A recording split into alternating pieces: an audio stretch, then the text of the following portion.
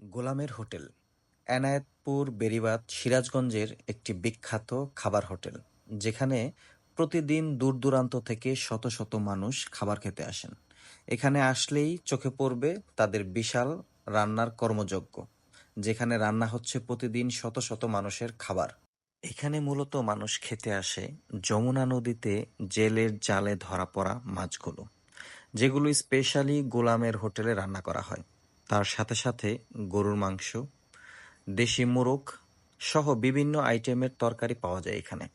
বন্ধুমহলের অনেকের কাছেই এখানকার তরকারির বিশেষ সুনাম শুনে লোভ আর আটকে রাখতে পারিনি, তাই আমরাও গিয়েছিলাম গোলামের হোটেলের খাবার এক্সপ্লোর করতে। এখানকার তরকারির স্বাদ কিংবা রং বা গুণগত মান যদি বলা হয় তাহলে 10-এ 9।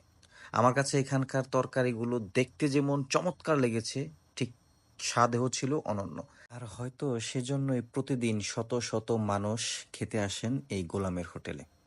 তাই আপনারা যদি কেউ যেতে চান, একবার গিয়ে এক্সপ্লোর করে আসতে পারেন গোলামের হোটেলের খাবার। গোলামের হোটেলের অবস্থান হচ্ছে সিরাজগঞ্জ এনায়েতপুর বেড়িবাঁধের ঠিক পাশেই।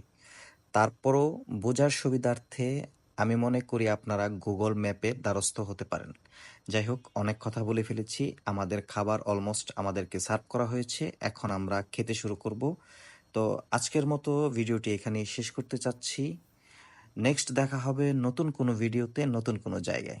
অবশ্যই ভালো থাকবেন, সুস্থ থাকবেন এবং আমাদের নতুন নতুন ভিডিও পেতে সাবস্ক্রাইব করবেন এবং ফেসবুকে দেখে থাকলে অবশ্যই ফলো দিয়ে পাশে থাকবেন। ধন্যবাদ। আল্লাহ হাফেজ।